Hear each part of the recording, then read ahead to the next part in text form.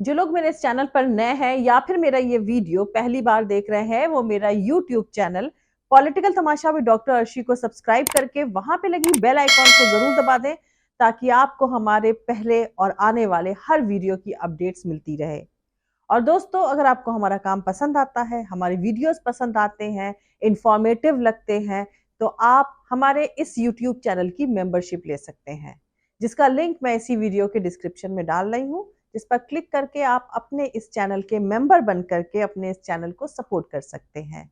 और हाँ, आप हमारे इस चैनल के पेट्रॉन बन करके भी अपने इस चैनल को सपोर्ट कर सकते हैं। पेट्रॉन का लिंक भी मैं इसी वीडियो के डिस्क्रिप्शन में डाल रही हूँ, जिस पर क्लिक करके आप पेट्रॉन बन करके अपने इस चैनल को सपोर्ट कर सकते हैं, अगर आपको ये चैनल इंफॉर्मेटिव लगता है। तो चलिए आज के सियासी तमाशे के सफर को शुरू करते हैं।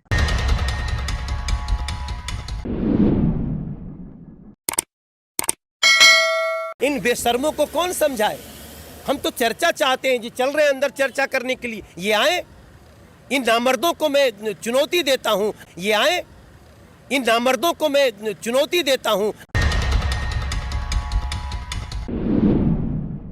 मणिपुर से बीजेपी विधायक पावलीन लाल हाओकिप का कहना है कि मणिपुर के वायलेंस में बीजेपी की स्टेट गवर्नमेंट शामिल है और सरकार की मिली भगत की वजह से वायलेंस नहीं रुक पा रहा है।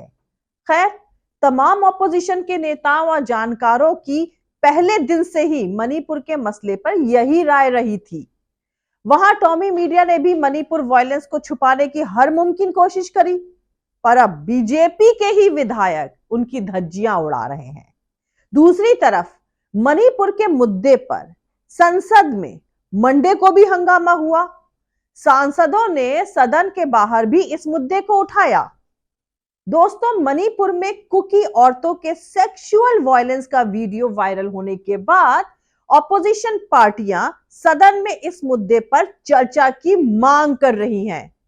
उनका कहना है कि इस मुद्दे पर प्राइम मिनिस्टर नरेंद्र मोदी संसद में बयान दे। आम आदमी पार्टी के राज्यसभा सांसद संजय सिंह को पूरे मॉनसून सेशन के लिए सस्पेंड कर दिया गया है। वाइस प्रेसिडेंट जगदीप धनखड़ ने राज्यसभा में संजय सिंह को सस्पेंड कर दिया है। राज्यसभा में बीजेपी के नेता और मंत्री पीयूष गोयल ने राज्यसभा के चेयरपर्सन धनखड़ से संजय सिंह के खिलाफ कार्रवाई करने की मांग करी थी। देखिए, देश के प्रधानमंत्री सदन में आके मणिपुर की हिंसा पे जवाब क्यों नहीं दे रहे हैं? एक कारगिल के योद्धा की पत्नी को नंगा करके परेड कराया गया है। इतनी शर्मनाक घटना है। भारत की सेना, भारत के 140 करोड़ लोग, उनका सर शर्म से झुक गया है, लेकिन प्रधानमंत्री इतने बेशर्म हैं कि वो सदन में आके जवाब देने के लिए तैयार नहीं है। और इसी के कारण आज मैंने 267 का नोटिस दिया था। पहले 15-20 मिनट तक मैं अनुरोध करता रहा चेयर से कि मुझे 267 पे बोलने का मौका दिया जाए। जब उन्होंने मौका नहीं दिया तो मैं चेयर के पास जाके अनुरोध कर रहा था कि आप मणिपुर पे चर्चा कराइए, लेकिन सरकार मणिपुर के ऊपर बात करने के लिए तैयार नहीं है। मोदी जी सदन में आने के लिए तैयार नहीं है। खैर दोस्तों, दुनिया में कोई भी मुल्क अपने ऐसे सरहदी सूबे जिसकी एथनिसिटी अलग हो, उसको लेकर बेहद केयरफुल रहता है और उस स्टेट को हमेशा खुश रखने की कोशिश करता है। खास तौर पर वो स्टेट जिसकी सरहदें दुश्मन मुल्क से मिलती हैं और सूबे की पॉपुलेशन की एथनिसिटी दुश्मन मुल्क से मिलती जुलती हो, जैसे कश्मीर है, पंजाब है, नॉर्थ ईस्ट है और असम है। यहां किसी भी किस्म का एक्सपेरिमेंट या कोइंसिडेंस, मतलब संयोग या प्रयोग वाला तमाशा बेहद खतरनाक और डेडली हो सकता है। इसका नुकसान आने वाले वक्त में किसी भी होने वाली जंग में आपको दिख सकता है। अब नए भारत में जो किसी एथनिक ग्रुप को एक बार अच्छे से सबक सिखाने के लिए बेचैन हो रहे हैं, उन्हें दूर जाकर बाल्कन या सेंट्रल अफ्रीका से सबक सीखने की जरूरत नहीं है, बल्कि पड़ोस में ही बांग्लादेश वॉर से सबक लेने की जरूरत है। दोस्तों, म्यांमार की सरहद पर बसा मणिपुर भारत का एक सेंसिटिव स्टेट है। मणिपुर आज जल रहा है और इसके लिए काफी हद तक सेंट्रल और स्टेट में बीजेपी की सरकारों की डिसरप्टिव सियासत जिम्मेदार है। मणिपुर की कुल आबादी में मैतेई का परसेंटेज 53 और कुकी का 18 यानी 18% है। बाकी आबादी में दूसरी पहाड़ी ट्राइब्स यानी जनजातियां वगैरह शामिल हैं। ट्राइबल एरिया मणिपुर के ज्योग्राफिकल रीजन का 90% है, लेकिन इसके बजट और डेवलपमेंट प्रोजेक्ट का बड़ा हिस्सा मैतेई मेजॉरिटी वाले इंफाल घाटी पर फोकस रहता है। मणिपुर के जिस ट्राइबल कॉन्फ्लिक्ट की बात करी जा रही है वो आज की नहीं, बल्कि पहाड़ी कम्युनिटीज यानी नागा और कुकी और मैतेई लोगों के बीच डायनेस्टी रूल यानी राजवंश हुकूमत के वक्त से ही जातीय तनाव रहा है। अब कहा जा रहा है कि मणिपुर की बीजेपी सरकार ने इस तनाव को बढ़ाने का ही काम किया है, जिसका नतीजा है पिछले 79 दिनों में मई से जुलाई तक 140 से ज्यादा मौतें, 300 से ज्यादा जख्मी, 5000 वायलेंस की वारदातें और 50,000 लोगों का डिस्प्लेसमेंट। 3-4 दिन पहले औरतों के साथ जो बदसलूकी का वीडियो वायरल हुआ है, उसके बाद देश विदेश में थू थू हो रही है और मणिपुर के मुख्यमंत्री बीरेन्द्र सिंह कह रहे हैं कि ऐसी तो 100 वारदातें हुई होंगी। मणिपुर में बीजेपी सत्ता में है और दिल्ली में भी सरकार बीजेपी की ही है। मतलब मणिपुर में डबल इंजन सरकार है और इस डबल इंजन की सरकार ने वहां के हालात बिगाड़ने में कोई कमी नहीं छोड़ी है। दोस्तों, मणिपुर में मैतेई और कुकी कम्युनिटी के बीच वायलेंस की मेन वजह हाई कोर्ट का एक ऑर्डर है। इस ऑर्डर में मणिपुर हाई कोर्ट ने स्टेट के मैतेई कम्युनिटी को एसटी का दर्जा देने की सिफारिश करी थी। इस फैसले के खिलाफ में कुकी कम्युनिटी ने 3 मई को एक मार्च बुलाया। इसी मार्च के साथ स्टेट में वायलेंस यानी हिंसा की शुरुआत हुई थी। बीरेन्द्र सिंह सरकार अगर चाहती तो उसी वक्त हालात काबू में आ सकते थे, लेकिन उसने इस झगड़े को रोकने के लिए जरूरी कदम नहीं उठाए और मणिपुर इस वायलेंस की आग में जलने लगा। कुकी कम्युनिटी के खिलाफ सबसे ग्रूसम वायलेंस मैतेई कम्युनिटी के हथियारबंद मेजॉरिटेरियन ग्रुप जैसे अरम्बई तेंगोल और मैतेई लिपुन ने करा है। ऐसे कई वीडियोस हैं जिसमें एग्रेसिव भीड़ औरतों पर हमला करते वक्त रेप हर, टॉर्चर हर के नारे लगा रही है। जो वीडियो अभी वायरल हो रहा है वो भी 4 मई का ही है। कुल मिलाकर ये बात एकदम साफ है कि बीरेन्द्र सिंह सरकार पूरी तरह से दंगे रोकने में नाकाम रही। दरअसल 2022 में बीरेन्द्र सिंह अपने मेजॉरिटेरियनिज्म के एजेंडे के साथ ही सत्ता में आए थे। 2017 के विधानसभा चुनाव के बाद मणिपुर में भारतीय जनता पार्टी की तरफ से सत्ता पर सक्सेसफुली कब्जा करने से स्टेट की जातीय सियासत पर काफी गहरा असर पड़ा था। अपने कामयाबी के बाद से बीजेपी ने दूसरे रिलीजियस और जातीय माइनॉरिटीज को हाशिए पर रखते हुए मैतेई कम्युनिटी को अहम और इंपॉर्टेंट चुनावी पद देने के लिए काम किया। नतीजतन मणिपुर में एथनिक पॉलिटिक्स यानी जातीय सियासत और ज्यादा तेज हो गई है।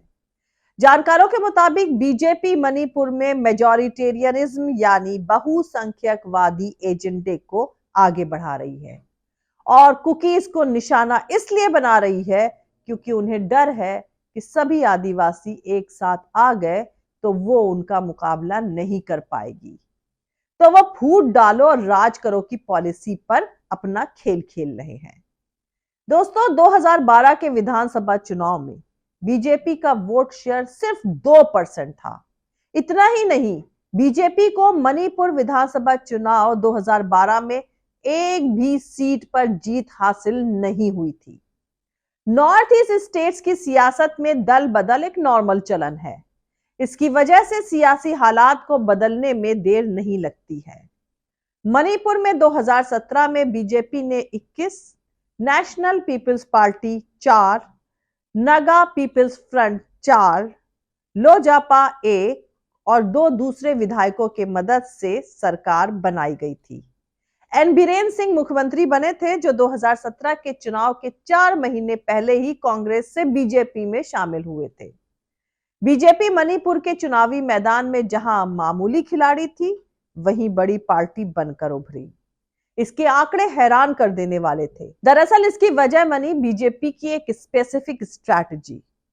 शिवम शंकर सिंह, जो डेटा एनालिटिक्स और सोशल मीडिया जैसे सेक्टर में काम किया करते थे, उन्होंने 2016 में ऑफिशियल तौर से बीजेपी के लिए काम करना शुरू कर दिया। सिंह बीजेपी के national secretary general Ram Madhav के कंपेनियनशिप में काम किया करते थे। अपने एक इंटरव्यू में शिवम शंकर सिंह बताते हैं कि राम माधव ने उनसे कांटेक्ट किया। उन्होंने मुझे 2017 में होने वाले मणिपुर चुनाव के मद्देनजर मणिपुर जाने को कहा। वहां उस वक्त ना पार्टी का ऑफिस था और ना ढांचा। हमने ग्राफिक डिजाइनर, रिसर्चर्स रखे, एक कैंपेन टीम बनाई और कुछ सर्वे कराए। बीजेपी को 31 सीटें चाहिए थीं, लेकिन वो सिर्फ 21 जीत पाई। मार्च 2017 में छोटी पार्टियों के साथ मिलकर उसने सरकार बना ली। उसके बाद वहां पर इनर लाइन परमिट पर पार्टी का कमिटेड नहीं हो पाना, मणिपुर पर नाकेबंदी और national socialist council of Nagaland के साथ सीक्रेट ट्रीटी जैसे सेंटिमेंटल मुद्दे बीजेपी के खिलाफ जाने लगे। 2020 में 6 विधायकों ने सरकार से सपोर्ट वापस ले लिया, लेकिन फिर भी सरकार किसी तरह से बच गई। लेकिन 2022 में बीजेपी ने मणिपुर चुनाव में 32 सीटों पर जीत दर्ज करके पूरा बहुमत हासिल कर लिया और फिर मेजॉरिटेरियनिज्म के एजेंडे पर उसने अपने कदम आगे बढ़ाए। मार्च 2023 में बीरेन सिंह सरकार ने 2008 के एसओओ समझौते को सस्पेंड कर दिया। यह समझौता कुकी विद्रोही ग्रुप्स के खिलाफ मुहिम को सस्पेंड करने पर था। बीरेन सिंह सरकार ने डिक्लेयर किया कि वो नागरिकों के राष्ट्रीय रजिस्टर यानी एनआरसी को लागू करने पर काम कर रहे हैं।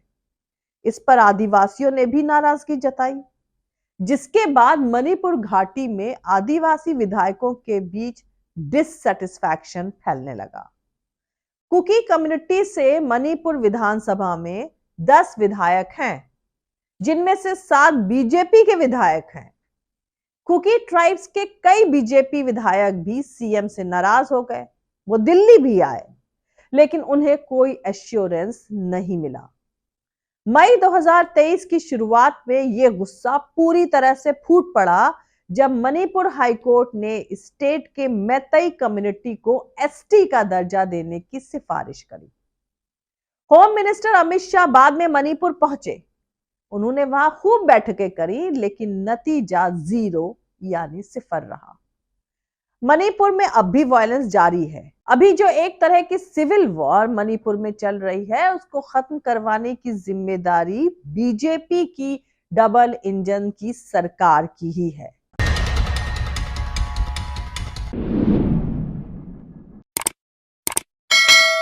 मिलते हैं अगले वीडियो में किसी दूसरे नए सियासी तमाशे के साथ।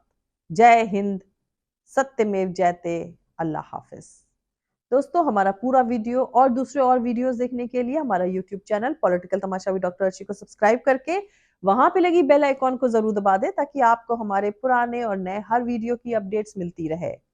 और दोस्तों, अगर आपको हमारा काम पसंद आता है, हमारे वीडियोस पसंद आते हैं, आपको ये वीडियोस इंफॉर्मेटिव लगते हैं, तो आप हमारे इस चैनल के पेट्रॉन बन करके अपने इस चैनल को सपोर्ट कर सकते हैं।